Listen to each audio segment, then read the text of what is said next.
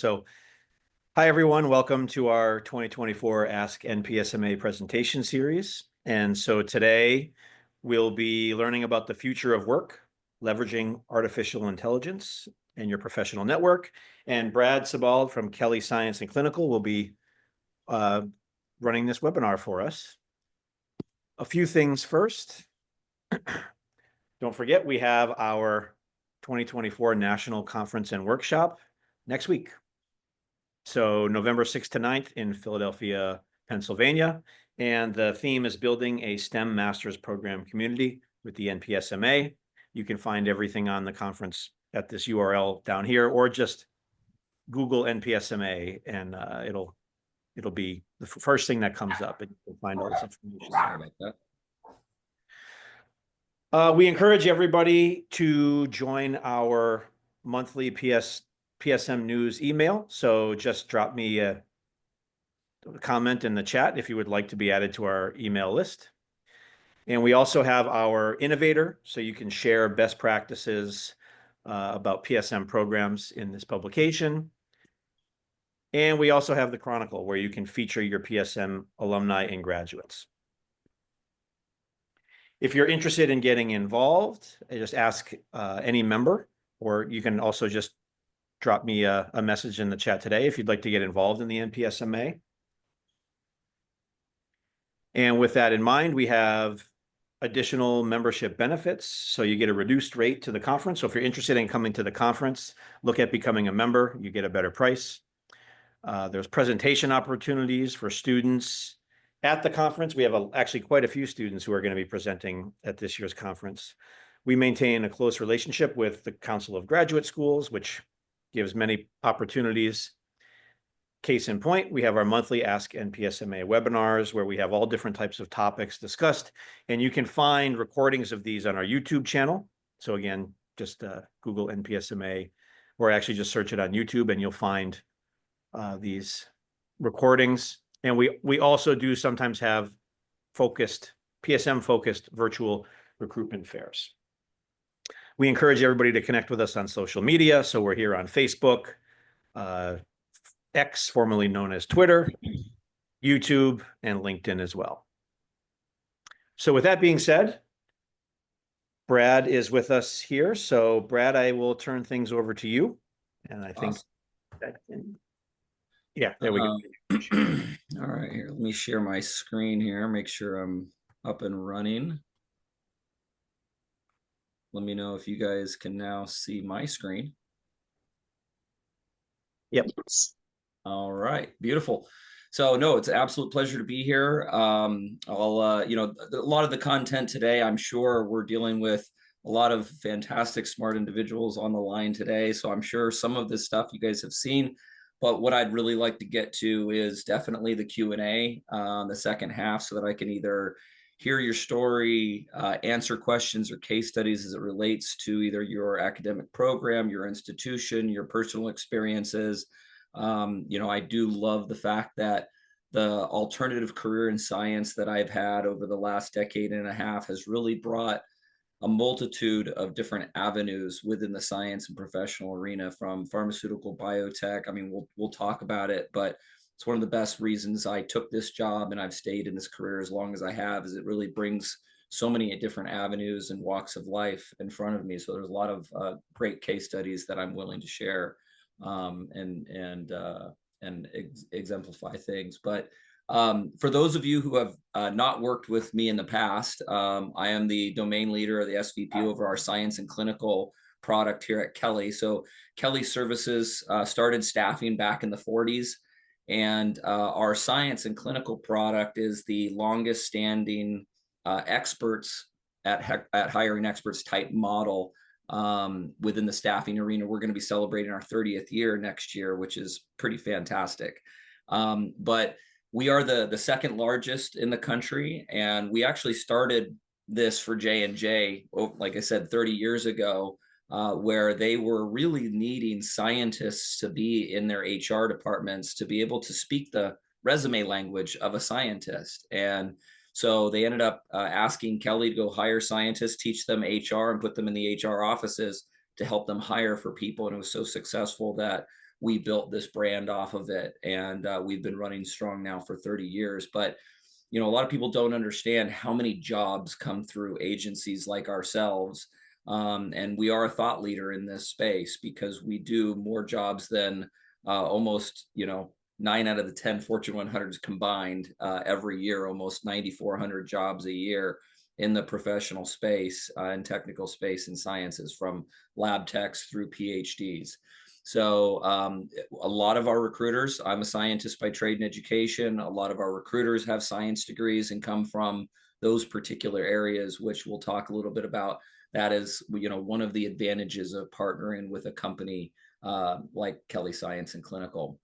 I'll also just PSA the fact that Kelly Services can help almost anybody. So if you glean something from this, but you're like, hey, my brother needs something in engineering, or my neighbor needs something in IT, feel free to send them our way. I run the S in our SET business unit, which stands for Science, Engineering, Technology, and Telecom.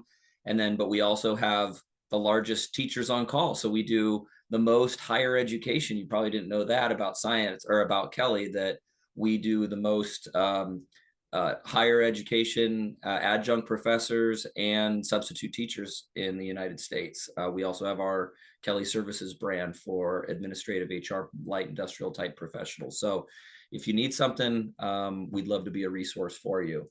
So who am I? So I live outside Sacramento. I'm a father, I'm a husband. I've got two beautiful daughters, 10 and 7, Sage, and then the little one with the blue hair there, that's Sienna. This was just from our trunk or treat this last weekend at the kids' school. We were all vampires. I always go above and beyond on the trunk or treat. So that's the back of my truck with the animatronic vampire. And then I coach both my kids' soccer teams. So this was this weekend, the Ghosts and Goals tournament. They were all my things, and I was the coach of all things, Mr. Cat in the Hat. So always have a lot of fun, but I'm also all about networking and being out in the world. I was just out at Boston for Boston Bio Week at the Cell and Gene Therapy and BPI conference speaking. Obviously, we met at Nimble. I'm always out and about meeting folks. So it's all about being seen and being out there. I have my master's in biochemistry. I also have a bachelor's in biology and business. I started in an academic lab at San Diego State University, and we actually got off campus. I had some nice grants. We started a company and took that public. And we sold our first antibody to Pfizer when I was in my mid-20s. And from there, I actually wanted to get into more business development and see, I wanted to get away from the bench. I noticed an alternative career in science and more of a sales business development aptitude. And I actually used Kelly to staff my lab at LPath. I needed some quality professionals, and I went back to them looking for a job, and they said, why don't you sell for us? And that was 16 years ago. So again, lots of alternative careers in science out there, but you never know where you go. You just got to know who you are and what you really are passionate about, and follow that path. But I love helping others. I love helping others realize what their potential is. I'll talk a little bit about some of the things that my wife and I do for college and high school graduate students a little bit later. But so today's agenda, obviously, we're going to talk a little bit about Gen AI and how that's revolutionizing the way that we not only use it as search firms, but how students and aspiring scientists can use it in the job search world. And then those of you that run programs, I would also say, I have project managers and I've got local recruiters in almost every market across the US. So if you ever want somebody from our teams to come out in person and meet students, do these types of things and in person, please reach out. We would be honored to come out to your school and meet people in person. But we'll talk a little bit about that, how it can support your job search, and then we'll also get into networking and how to really leverage your network to progress your own career. And then, like I said, I'd love to leave a lot of time for Q&A at the end. Is there anything else out there that people want to know about that we should definitely talk about or make sure that I cover? I just want to open that up to the audience, so I can throw from the hip anytime. So, all right, well, we'll just go ahead and Again, feel free to stop me or raise your hand. I can't see everybody in the chat. So Derek, Marcel, if you see somebody raise their hand or throw something in the comments, please stop me along the way. Okay, I can see you guys for sure in the panel. Sounds Okay. good. All right, so Gen AI. Kelly, I have to say, I am blessed to be at a company that has embraced AI like Kelly. My boss has paid for my leadership team or offered to pay for additional training, any certifications in this space. I've been on pretty much every panel or any pilot that we've started from ChatGPT through some of the internal AI tools that we've built or that are out there on the open market. I will send this deck in PDF format with clickable links to this to everybody who's here today. So if you see anything on the search strings or some of the prompts that I'll share with you, you can use those at your disposal. So you don't have to take notes or anything or try to take screenshots. I'll send this to everybody. But this clickable link is also our Resetting Tomorrow podcast. We just hosted this and launched this just last week or the week before. This is a talk given by Hugo Milan, our president, with a gentleman who runs technology at UiPath. And they're talking about Gen AI in the future and capabilities. And it's a really great, easy listen, 30-minute kind of podcast. But I wanted to give a shout out to that. It's a really, really well done episode. So I think it's been around long enough that everybody kind of knows what Gen AI is, right? It is the artificial intelligence that that we can script and actually build upon and utilize in so many different work-related functions. And the thing about it is the companies and the institutions that are harnessing it and leaning into it and are allowing their employees to utilize it and learn are definitely going to advance faster than organizations that are not. I definitely have heard both sides of things. I've heard of some organizations that are scared to jump in and they're definitely holding back. And I would say that that's going to be a detriment to them because things are moving at incredible paces right now. And the companies that are leaning into it and that are sharing and putting together teams of people to share best practices are going to really excel, and we should all be looking at organizations that are doing so. But again, bringing support with meeting notes, PowerPoints. We use AI in almost every facet of our recruiting and sales jobs that we have here at Kelly, from recording our meetings and giving us transcriptions and best practices and note sharing to how we review resumes, how we identify populations, things like that. So there are so many different facets that people can use. Obviously, Gemini and ChatGPT are the main, but there are other emerging AI technologies as well. This is a great screenshot or a little fact of how different industries and how they're going to impact different industries, from the functional spend time as well as the ROI that we're going to be seeing. And what I love is there are certain things that groups of individuals that aren't going to see as much impact of Gen AI. But where I love seeing is a lot of our jobs in marketing, sales, customer operations, software engineering, and product and R&D. I mean, there's a big, we're just seeing a really successful phase 2 clinical model from our first AI generated therapeutic, right? And we're starting to see so many more protein development companies, things like that, that are utilizing AI that is changing, revolutionizing the way that we look at science and therapeutic aptitude in the future. But this, again, will just give you some of the ROI and billions of dollars that are going to be impacting these industries for the years to come. And these actually get updated very frequently. And we're seeing even more compound annual growth return from AI in the future. So our internal efficiencies have greatly increased, like I said. And again, I would challenge everybody to look at your own job description and look at some of the tasks that can be taken over, or at least enhanced with AI. But Obviously, all of our search strings are huge. We use those every day, creating job descriptions or supporting our managers writing job descriptions. We use AI for salary data a lot. And this is something that you guys, as you develop your career or are looking at a potential new job, you can utilize AI. We create all sorts of email templates, marketing content, competitive information, obviously, is huge, comparing industries, but overall, just general administrative tasks. It's not about AI will definitely take some jobs that are all administrative task heavy, right? But it's not going to take a lot of people's jobs. It's just going to give those that have the ability to harness it an accelerated capability, and those that choose not to lean into it or learn it, they might get overlooked in the future.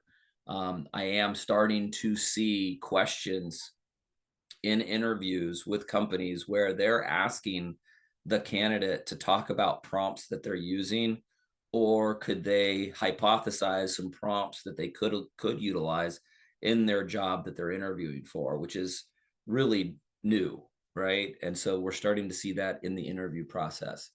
um, in your job search, obviously you can use AI to do a lot of things for you. It can rewrite your entire CV for you in seconds, right? And give you some new aspects or new looks. We use it to prepare for interviews. I use it every day to prepare for almost every meeting that I have with a client, just at least giving me backstories. It can take data from my CRM and historical data, previous meetings that I've had, all of my email interactions with a company, and give me a quick synopsis because I'm joining a meeting from one of my salespeople. And I don't sometimes have time to get the whole backstory. I can use AI, and in seconds, it'll scrape my CRM, all of my company's Outlook, and package it all together in a 30-second, synopsis for me so that I'm ready to jump into a meeting with a client and I might not have a lot of time to prepare for it. It's pretty amazing. Um, Obviously, research of companies and their environment or industries in their environment, salary information, like I said, or translate. A big one for academia and postdocs and stuff is translating that industry or academic experience into industry jargon, into impact, as it relates from an industry perspective. That's a big one that a lot of people need help with. Keyword identification. They can actually scan a job description and help you identify what are the really key things that you should be thinking about or being prepared to talk towards. Everybody knows that we are now skill-based hiring and skill-based interviewing. And so being able to pull those things out, it'll actually suggest what are the top 5 behavioral questions, or what are the top 5 skill-based questions that you're going to be asked in this interview. And they're pretty spot on because people, sometimes hiring managers are using the same algorithms to build their interview questions. And so you can be pretty spot on, but it'll at least give you those suggestive life stories or previous experiences in life that you can speak towards in the interview. And then content curation, obviously writing a cover letter based on your resume or using prompts of previous academic research to synopsize things into a nice, clean format so that's easy to read from an industry perspective versus from an academic perspective. And then improving layout, phrasing, things like that. Again, taking sometimes very complex technical work that has been done from an academic perspective and bringing that forward into almost a little bit more layman's terms for an easy read for an HR person or a sourcer that might see your work first and really not understand the depth of your scientific aptitude, really aligns to the kind of the industry job description. And then job matching. Obviously, we can take our resume and now say, what am I best fit for? And ask it for some suggestions, because there's so many different scientific jobs out there or different directions that you can take your career. Here are just some general prompts that we put together. Like I said, I'm not going to just read verbatim, but you can say, based on my experience, rewrite my resume or a summary for this particular job as well, and match those words together. Now, a lot of people have figured out that AI and ATS, or applicant tracking systems, are also utilizing these algorithms and looking at your resume to look for keyword matching. Okay. And I've heard some people have like even taken stuff and put it in a one font in white in the bottom of the footer, taking the job description, putting in there so that the machine will actually pick up your resume and say, hey, this is a perfect matching candidate. Now, we don't want to use that level of, you know, matching, but at least taking some of those keywords and getting them aligned into your resume is a smart way, especially if you know it and that's relevant to your background. It will help to, at least if they are using a tool, to surface that resume so that that source or that first line of defense can identify your resume and get you into the applicant pool. Tailoring your resume. Obviously, there's a lot of great prompts that you can do to tailor your resume to a job, or good action verbs, things like that. And again, I don't use it to write all my stuff, but sometimes if I'm in a writer's block, it's a great way to kick things off. I would just always remind people that there are a lot of limitations that people are allowing this to get them, like, they're not writing things themselves anymore. And I would hate to see us losing our kind of our personal POV on things. Um, yeah, these are great. I have experience with blank. Can you suggest ways to quantify the impact of my work in this area for my resume? A lot of people have a hard time doing this from academia into industry. So that's a great prompt to be utilizing, or suggest relevant technical or soft skills that go alongside my technical skills, things like that. So again, I'll send this to you guys. So if you want to use any of these prompts that we've used in industry, you can go ahead and use those. Won't go through all of those, but again, downsides to AI obviously is losing your voice, right? I've come up with a lot of experiences where somebody has asked them to back it up or explain it in person, and because they used AI, they weren't able to back it up. So, like I would say, make sure that you're rereading it and that you're putting it in your own words. Factual inaccuracies, obviously, we've all heard of, these types of fictitious things that are coming on from AI. Unprofessional language, keyword stuffing, overlooking the human element, privacy protection, obviously. But look at the drafts. It is a great way to get you going. But maintain that control. Sometimes using a second human to read it through, make sure it sounds like you and sounds like your POV or your personality, right? At the end of the day, I think that's most important when we're thinking about things. I'll stop there and just say, before we talk a little bit about kind of networking, anybody have any personal situations with AI or anything that I can elaborate on any of that stuff before we talk a little bit more about how to leverage networking to your advantage?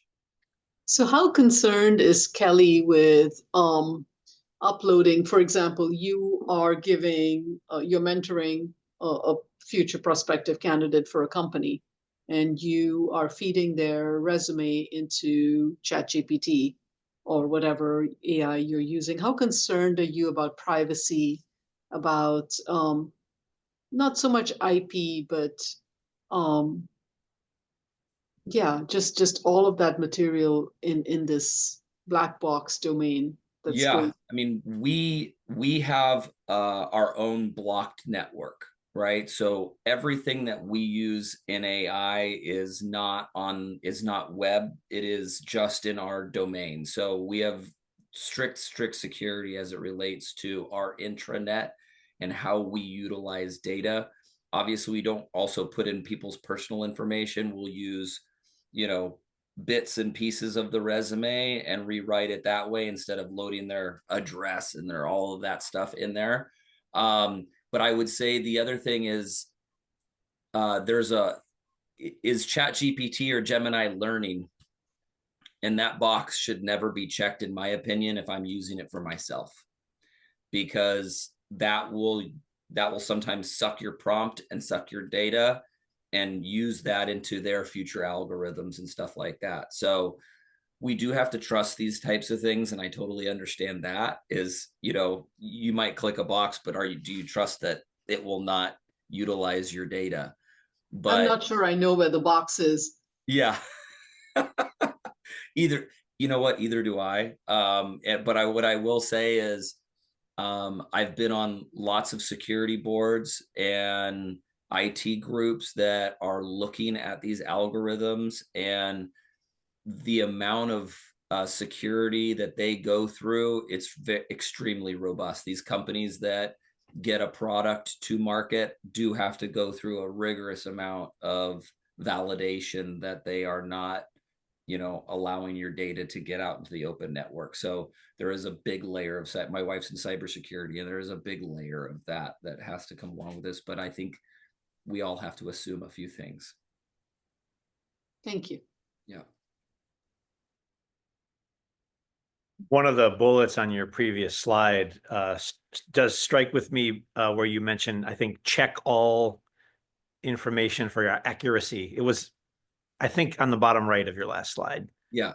And I noticed that. So I tend to use AI, ChatGPT, a lot in math. And one thing I notice is when it's wrong, it gives you still an answer that looks very convincing. It's very confident, but often when it's wrong, if you don't take the time to actually look and check, it can be very easy to miss. So I do note the check for accuracy as being a key thing. Yeah, students. I've got lots of friends who are high school students and or high school teachers, and I mean, they're again, this next generation. It's going to be interesting because of what they have at their access, as learning. So, I mean, that's probably one of the hottest topics right now, especially within the academia world. Is how do we create this balance, right? So. And I have young students, so I'm gonna get to experience it firsthand as a parent. So, I can't say enough about networking, right? It's I mean, I am in business development and I'm a business owner, a P&L holder, but and I always say it is about sometimes who you know, not what you know, in order to get that leg up for that job, or at least get your foot in the door. And it's so important to always be networking. And I can't say more about this emerging generation than I ever have before, because as we get more used to screen time and texting and things like that, I feel that their ability to put themselves out in the world with confidence and excitement and the willingness to meet others face to face and shake hands and share stories, it's somewhat of a dying art, I almost feel like. And it's very sad, because this is really where the magic happens, and this is where you never know who you're going to meet and where. And I think it was best. I had a big, we have our experts exchange every year. And this year was, it's always typically in biomanufacturing. And, one of my panel members, he's the, global head of process development for CSL Behring. But, we met as single serving friends on an airplane, and you just never know who you're going to sit next to, or who you're going to be, sat next to at the bar or whatever. And, proper networking and just sharing in this world will get you places. And so, it is exchange of information, and being human is networking. But, the second bullet here specifically is cultivation of productive relationships. And a lot of the time it ends up fostering your employment progression, and you might meet somebody that will be able to bring you a new job or something else. So, how do we do it, right? I mean, I think it starts with your willingness to put yourself out there, and your willingness to accept the fact that it could be uncomfortable, right?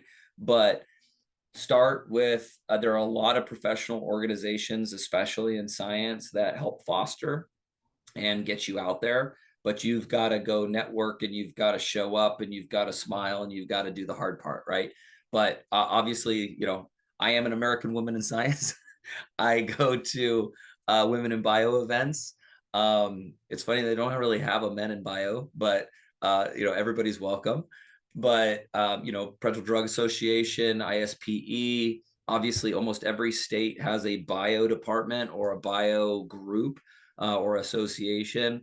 And then there's obviously meetup groups. A lot of large pharma are always hosting meetup groups and things like that. But it's all about knowing who's out there. Obviously, talking to this alumni community is, these universities have great alumni communities, right? Or maybe you're in a fraternity or you have other groups that you can stay connected with other alma maters or folks in your area. But at the end of the day, you can even start something, but it's about finding your peers and connecting with them. And you can even start cultivating your own networking group just by saying, hey, I'm a process development expert and I live in Portland, Oregon, and I want to meet other like-minded individuals. Do you mind if we network? Can we grab coffee or just share stories or whatever? It'd be great to know one another, and you'd be surprised how many people will say yes because they're yearning for that connection as well. Obviously, online webinars, LinkedIn, everybody knows, is the #1 destination for professional networking. The problem with LinkedIn is not enough people take it to their advantage. What I mean by that is you connect with people and then you never follow up and you meet them face to face. And I even am constantly doing this. I go back through time and I go, you know what? We've been connected for a year now and we never got that meeting, and I'll put 15 minutes on their calendar and say, hey, this, we align in this way. We should just get to know one another, and it might go somewhere. It might not, right? It might end at that 15-minute meet and greet. But for the most part, I always come away and they always come away with some sort of actionable item about professional or personal or how I can help them or how they can help me. And it is a symbiotic relationship always. But you have to put yourself out there. And, my wife and I foster these types of interactions through our church and, maybe more later, but, we meet with high school kids that think that they know what they want to do, but almost 70% of our world's college graduates aren't using their degree in the way that they thought they would once they hit the professional world. And if they could meet somebody that was 2 years, 5 years, and 10 years into their potential profession and really have coffee or lunch or a peer-to-peer conversation or a job shadow, they might get something out of that where they go, maybe I don't want to do that, or maybe it would push them in a different direction. So it is so easy if you meet up with somebody and you say, hey, you're who I want to be in 5 years. Do you mind if you spend 15 minutes with me?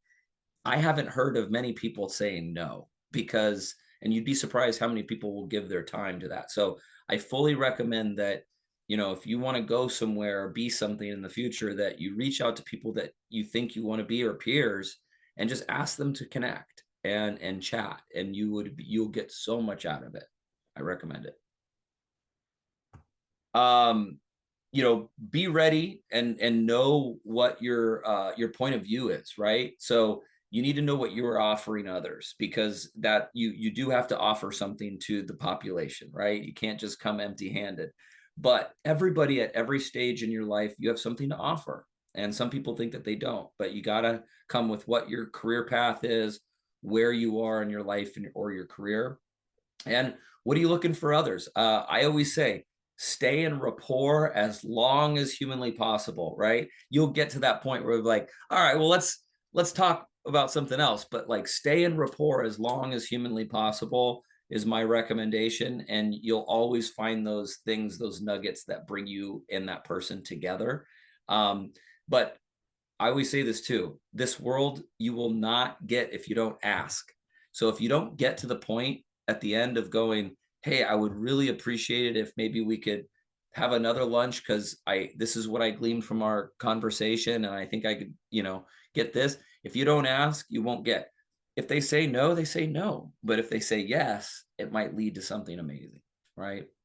Where am I comfortable talking to people, right? If you're not comfortable one-on-one, maybe it's those networking groups. Maybe at your first networking group, you bring a mentor, or you bring, a senior peer or something like that to help shepherd those relationships and get you moving. Do you have business cards? How will people contact you? Sometimes a good lesson to learn, if you don't have anything to write people's names or numbers down on. Sometimes people have the QR code on their phone to connect with one another, things like that. This last one, I think, has probably been most impactful for people that really want to do something to change their career, is get on a board or join an organization, but not just join it, get involved. If you can volunteer your time and get seriously involved, you now have not only access to all the other senior leaders within that organization, but now you have something to promote. And sometimes people don't know what to say to get the conversations going. But if you're part of an organization, you now have something to almost ice break any engagement. And it's something to lead with, even if it's something through your academic institution or something like that. You now have like that icebreaker that gets you out in front of people. And it's so easy to promote that instead of promoting yourself. And eventually the conversation gets back to you, and you'll have an opportunity to promote yourself. All right. So really think about how you can get involved to maximize your time. Why should you network with a recruiter? We are professional networkers. It's all we do all day, every day, walks of life, different companies, jobs, things like that. But we are part of a lot of professional organizations, but we can help one-on-one with you. We'll hear your story. We'll understand where you are in life, where you want to go. We'll give you some suggestions. We'll introduce you to the right person. If you want to go to a new geography, we've got people in that market, right? You get access to a lot of stuff that isn't posted. Most of our jobs we get directly from a hiring manager, not from a job board. So there's over 50% of jobs that are available out there that are just through networks, not on job boards. And you're not going to be competing with the 150 other applicants that you see that applied on LinkedIn. These are who we select to put in front of the hiring manager from our own network. So if you're not part of our network, you're going to miss half of the pond. And so it's a big thing, especially entry-level roles. More than 50% of those come through agencies like Kelly. Okay. But you can leverage a recruiter's relationships, and we will tell you and prepare you. We've placed people with that hiring manager, so we know who they are, what they're looking for, the environment, things that you're not going to get from a job descriptions. And of course, nobody pays a thing, right? Our companies are paying us for our professional network and who we recommend. Things to have in mind. Obviously, our time is precious, so ask for permission. It's pretty much a no-brainer. Obviously, confidentiality is really important to keep. Don't use their name or promote them without asking, but ask. If you say, hey, it was so great meeting you. I want this job at your company, and I know it doesn't report to you. It's in this other department. Do you happen to know who it reports to? Or, do you feel like we have a good enough relationship where you might be able to submit me? Because a lot of people realize that not only will that employee get paid to bring you in, but that internal referral candidates always get looked at first. So that's why I'm saying try to find a peer in that company through your network, learn them, get to know them. You'll have a much better leg up for that opportunity. Be thankful, obviously write thank you notes, things like that will always garnish you an opportunity to come back to the well and return the favor. Every time somebody does me a good fortune, I always say, how can I repay you? Or, how can I help you? And I think that goes a long way.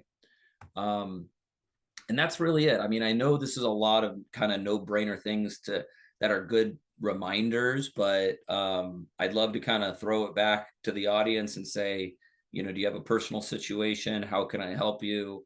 How can I point you in the right direction, or any other questions out there?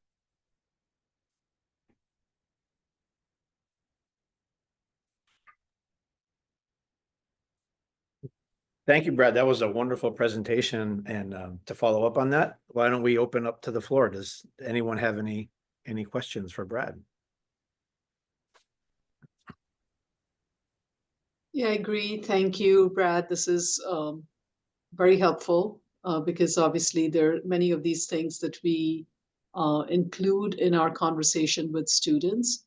But I know personally, I have not added AI into that, encouraging AI. Our university is still holding back on what is our official policy. We're kind of, reviewing, and on a 2-year study, I think this is the end of the second year. So hopefully we'll come up with some clear policies for students and for what it means for teaching and for research and for um, career services, etc. Right. So this is great to know that here's a career services company that's promoting AI and is using it successfully. So really helpful. I don't Appreciate really it. have a question yet, but I just wanted to say thanks. No, thank you. Appreciate that. My question is a little bit off topic, just slightly. No problem. We have a lot of career changers that are making that move, but they're getting into an industry that they need experience. All the positions out there, they experience needed. How do they get their foot in the door to get into that first position when they're a career changer? They've got the skills from the master's degree. They're Yep. coming back. They're rehoning. Any ideas? I mean, the fun part is sometimes it's about positioning yourself. Remember, skills-based hiring is not just about the skill that you have on that chromatography skid. It's about life skills of teamwork, life skills of honesty, life skills of following SOPs appropriately, or something like that, right? There are life skills that are so transferable regardless of what job you've been at. And I haven't met a hiring manager to date that won't take somebody that is eager, aggressive, and willing to do it all over somebody that might have, some relevant experience. Honestly, if you can sell yourself on that person to, lead with enthusiasm, show up every day and stuff like that, most people want that person. And so don't shortchange yourself. I would say that, if there's something like a technical 10-week course that you can do, if there's a GMP refresher, if there's a PMP or a Lean Six Sigma or something that they can take in order to speak that language and be able to articulate a little bit, that would be a leg up. But again, meeting people that do that job and just starting to associate how you see yourself there. I mean, it's hard for me to say everybody will take an intern and things like that, because those are sometimes harder to obtain. Not all companies will, look at an internship, but people that even offer that and say, hey, I would even be willing to intern or moonlight or something like that. That just articulates the fact that they have the direct path of sight, that this is who they want to be and that's where they want to go. And that shows commitment, and that shows that gumption that people will really start to look at and realize. But sometimes it's hard to articulate that to an HR person because they follow rules. Like, they have a very, like, you got to get with a hiring manager. You got to get somebody who's actually that influencer that is going to make that ultimate decision. Those are the people that will listen. Sometimes if you're trying to sell yourself to a sorcerer or somebody that's that gatekeeper, they don't have any say so in choosing that person. They are simply going to go apples, apples, bananas, bananas, oranges, oranges, So really try to get in front of somebody who can make an influential decision and hire off of personality and hire off of energy. And because that, at the end of the day, a lot of people can do a lot of the jobs. It's who do you want to hang out with, or who do you want on your team 40 hours a week? Thank you. You got it, Terry. Thanks for the question. Thanks, Brad, for your presentation. I have one question, which on a point which you kind of touched on, and specifically talking about Gen Zs.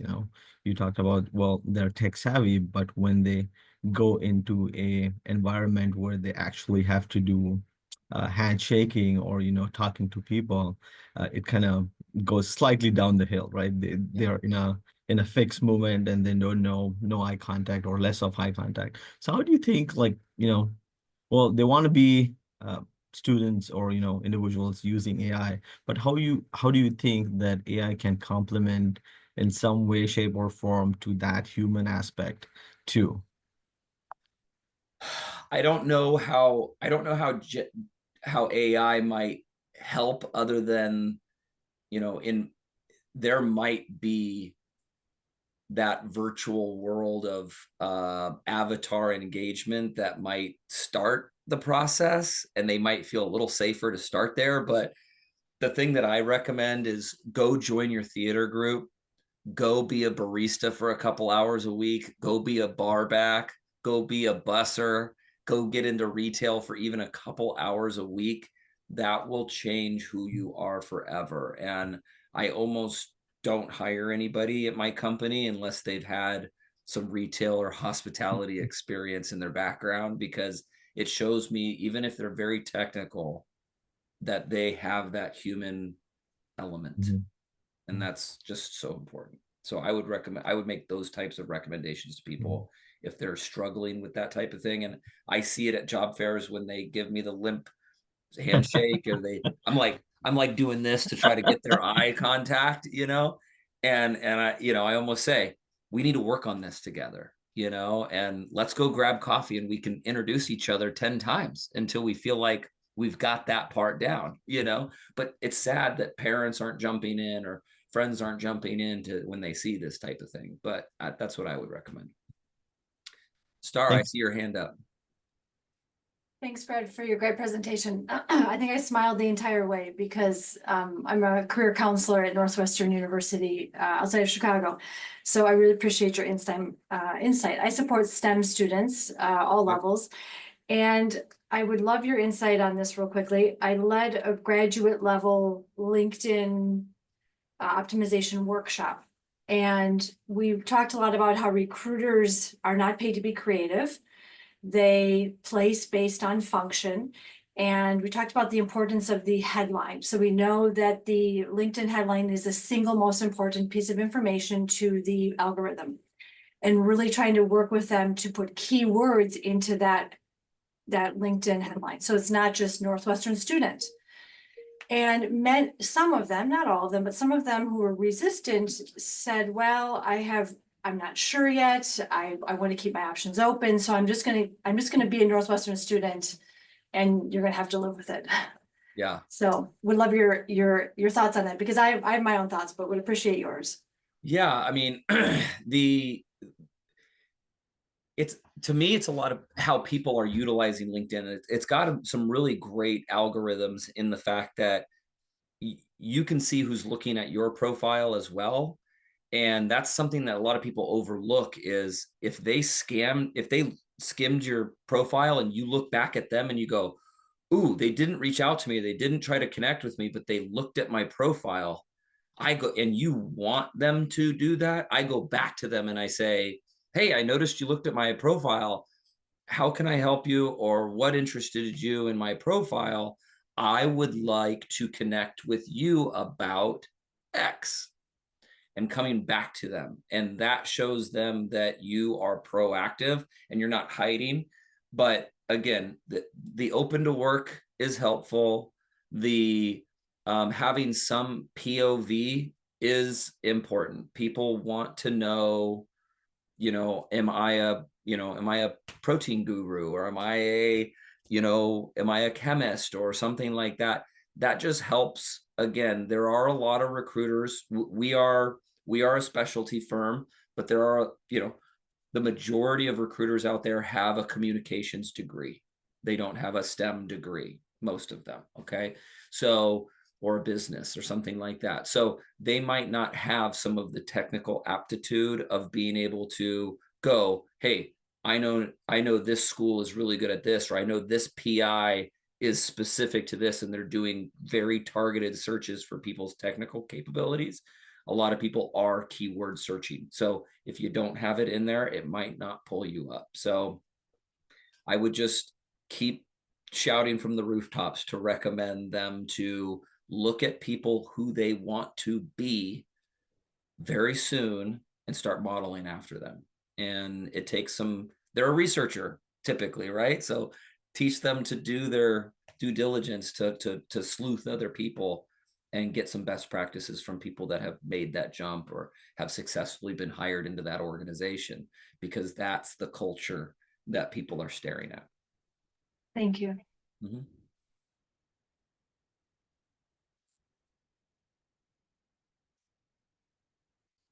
Anything else? I think Tate had his hand up. Do you still have a question, Tate? I had a question, but it was kind of answered. But I'll try it's a different take. Thanks, Brad, for the awesome presentation. My pleasure. My question actually deals with a conversation we're having at our campus, actually, where they're saying if our students get good at AI, isn't it coming at the expense of being more social, being able to relate to other people? And I'm going to give you an example of something that a recruiter said to us. They say that they're finding that a lot of, especially at the entry level, that people who are in the ecology field are recruiting outgoing young men and women who have good communication skills, and then they are teaching them about whether it's a bird species or a tree species or an ecosystem species, because they said it's much better and more efficient to train that person than a scientist who is all climbed up, who climbs up when they are in the presence of people. Thanks. That's a really tough one. And again, I think it's very important for people to understand, again, who they are personally and that's one of the things that, like I said, my wife and I try to do. She's a career coach, but she's also in technology. And, it's understanding, being a life coach, that you start with what are my skills, right? What am I good at? And then what are my interests? And really putting them down on paper. And there's not enough young professionals or young adults that are doing this self-assessment early enough before they make choices and pay a lot of money and spend years of their life progressing something that they haven't even really thought through about what the ceiling is, what the commitments are, what are the job duties that they're going to have to really do, or what are those uncomfortable or rewarding pieces to the job. And that's why I recommend that as early and often as you go and meet somebody that's doing that job that you think that you want to do, because they'll tell you the hurdles that they had to jump through. They'll tell you the trials and tribulations, the goods, the bads, and the uglies. And it might change your tune around, I just don't have that internal quality and I want it, or this is how I'm going to need to go get it. Or they can realize, you know what, that's just too scary. That's not who I am. That's not who I want to be. Right. And we might have to shift our career paths in a slightly different manner. It takes all walks of life. There are plenty of jobs out there that, that need that technical aptitude, that doesn't need the personal skills, but it might be harder to get there. That's a really tough question, but I really appreciate you asking that one. Got me thinking. Natalie, I see your hand up. Yes, I have. I'm Natalie Westecker from the University of Illinois, and I have a slightly different version of the question of using ChatGPT and AI for cover letters. Yep. I recently served on a search committee for a position that was very student-facing. Okay. And the cover letter, one of the cover letters that we reviewed just seemed off. And I said, oh, I bet this is AI generated. And we ran it through a test and it was 100%. And it really turned off the committee towards that candidate. 100%. So is there a downside to how we advise our students about using this technology to make sure that they're not losing their voice? I always, the way that I use it is I speak. I don't type. I don't give it bullet points. I speak into my microphone and it dictates for me. And then I say refine. And so it's taking my voice, and sometimes it'll throw, hey, I'll say it, right? If it weren't for Microsoft Word, I probably wouldn't have gone to college either, right? Like there was plenty of spelling things that I needed help with, right?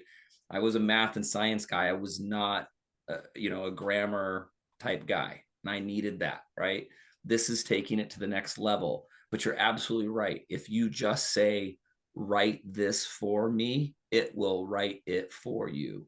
If you say, these are my feelings, this is the backstory, this is where I'm coming from, this is my point of view, and you actually dictate as much as you say, and you say, just refine this for me, it will take your voice and it'll sound much like yourself.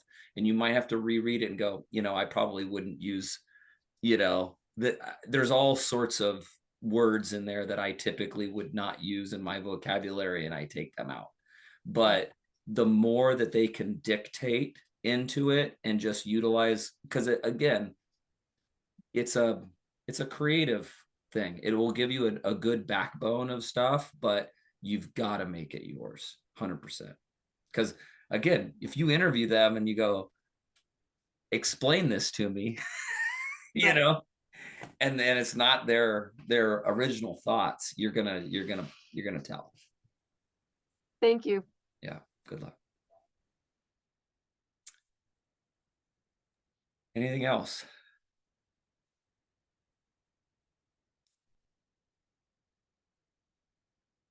Okay, well, we're at 1 minute till 5, so it's good timing to wrap up. Thank you again, Brad. This was a wonderfully informative presentation. We really appreciate you sharing with us and giving this webinar. Yeah, and I'll like I said, I'll package this up into a PDF and reply all and send it off with my personal contact information. So if anybody wants to follow up with your personal situation that you didn't get an opportunity to today, feel free to reach back out to me. Sounds great. Thank you so much, Brad. All Thank right. you, Brad. Take care, everybody. Bye now. Bye, everybody.